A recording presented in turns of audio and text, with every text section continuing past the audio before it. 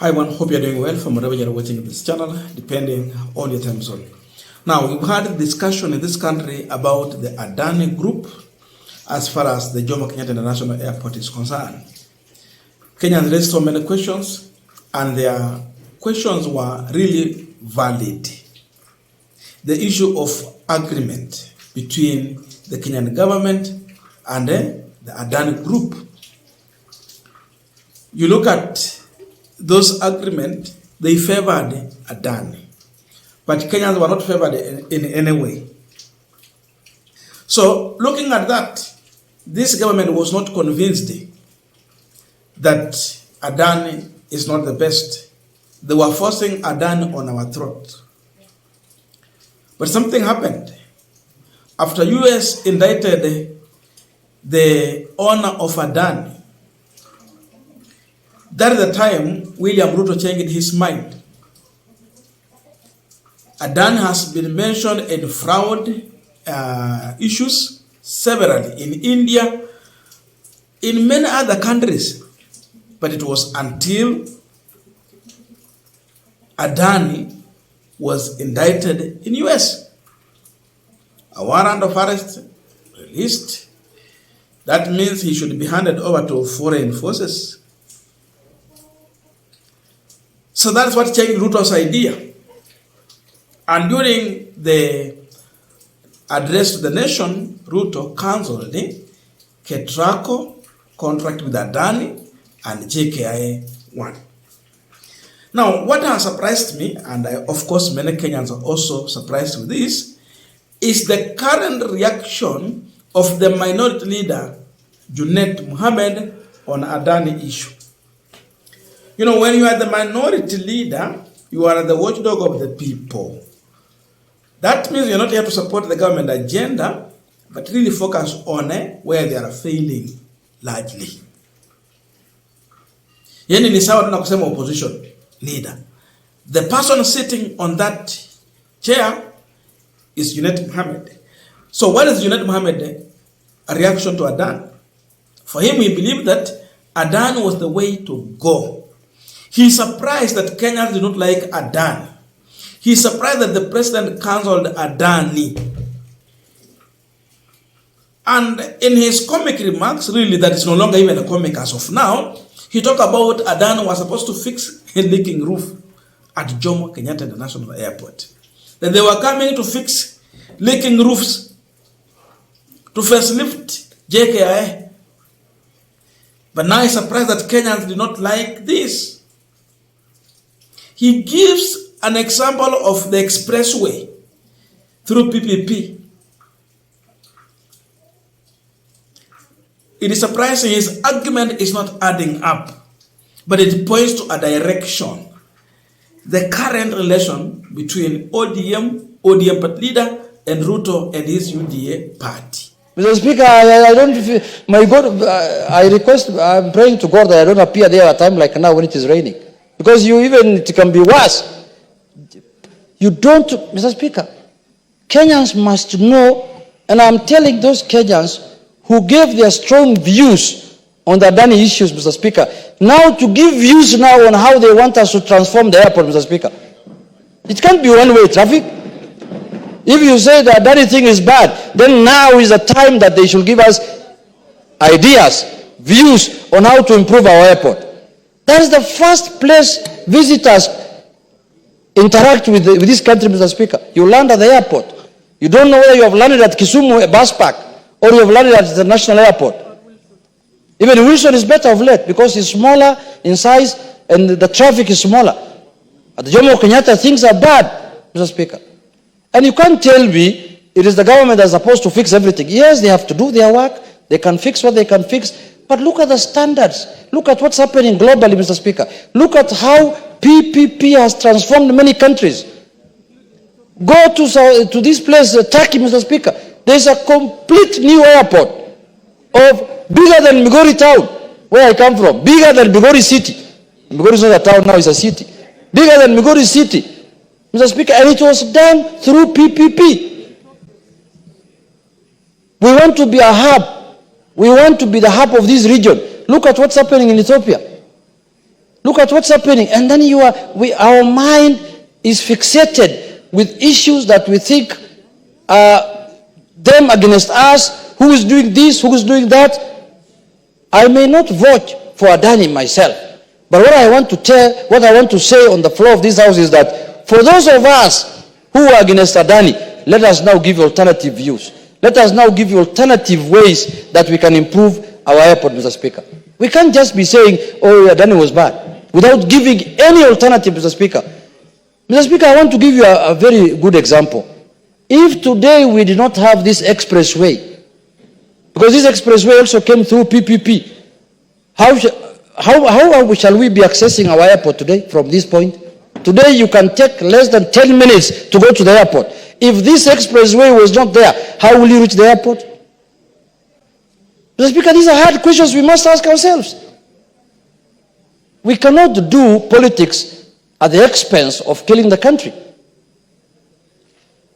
Expressway is a good example of a PPP. It might have been done expensively. The cost might have been high, but it is serving the purpose that it was meant for. Many Kenyans today, everybody today who can afford to pay asks you, how can I access the expressway, from which point? When you are coming from Southern Bypass, you want to access the expressway. When you are coming from Thika Superhighway, you want to access the expressway. Why? Because it has made life easy. Now, as we continue with the panel discussion, just a quick request for those who are watching and you have not yet subscribed, please consider subscribing. To our returning subscribers, I must say thank you so much.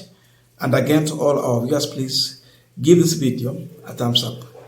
Thank you so much, and back to this discussion. Now, when you listen to Junet Muhammad, you wonder, right now, actually, we have a mongrel of government. You can't tell the head and the tail.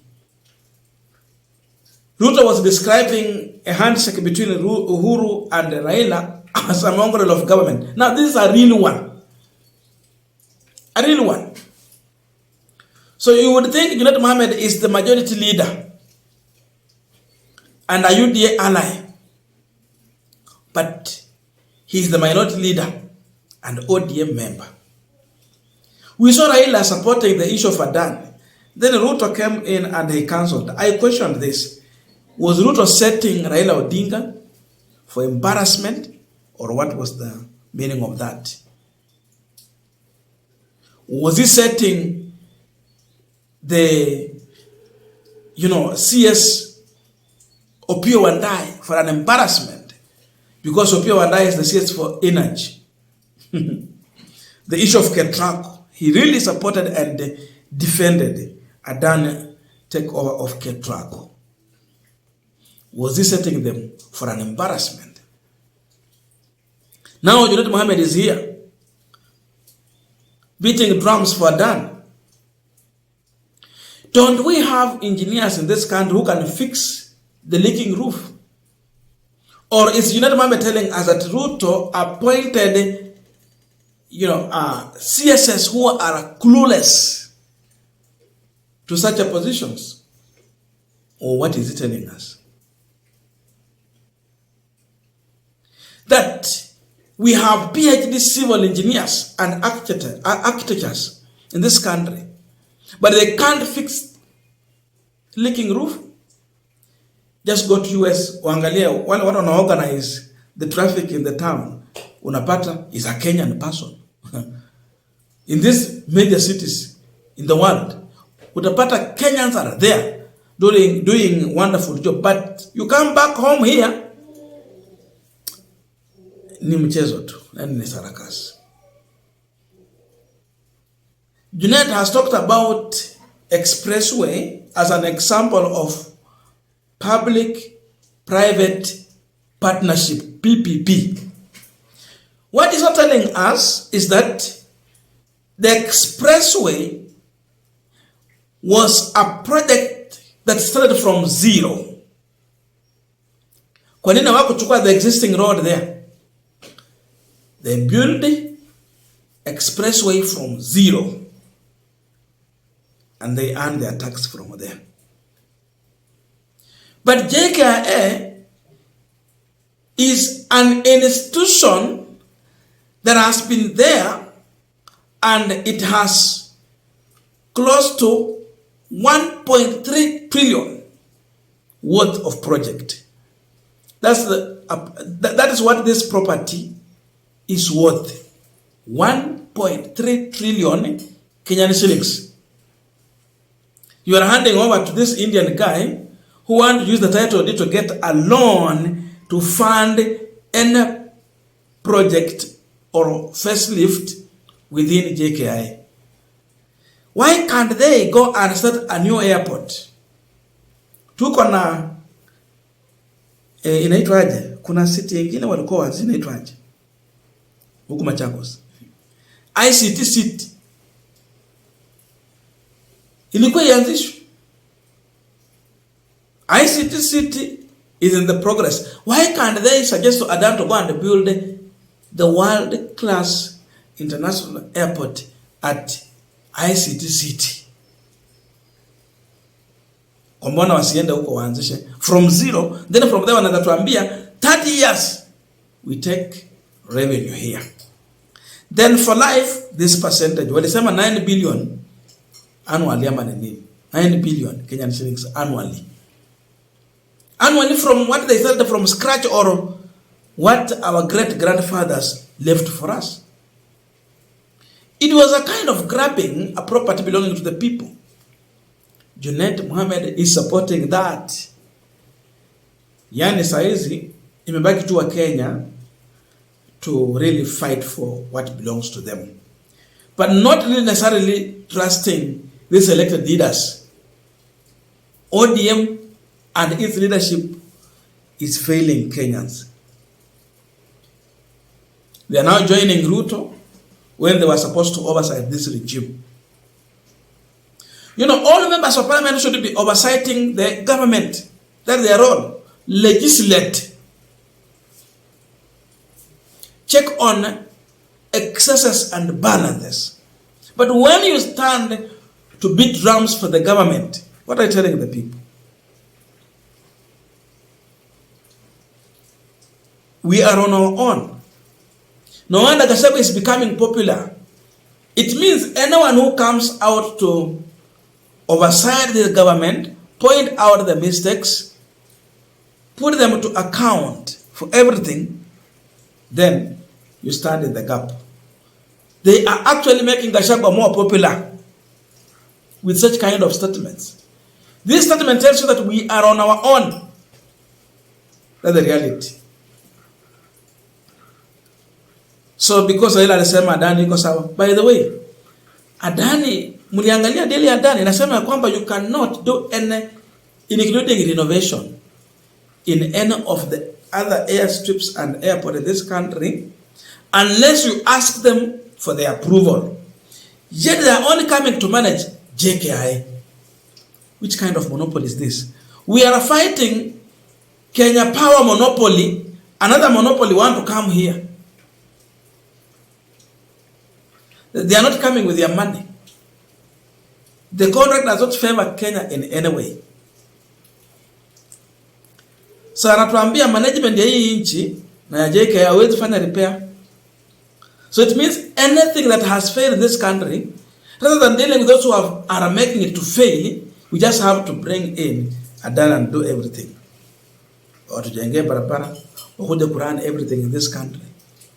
We are handing over our country to individuals.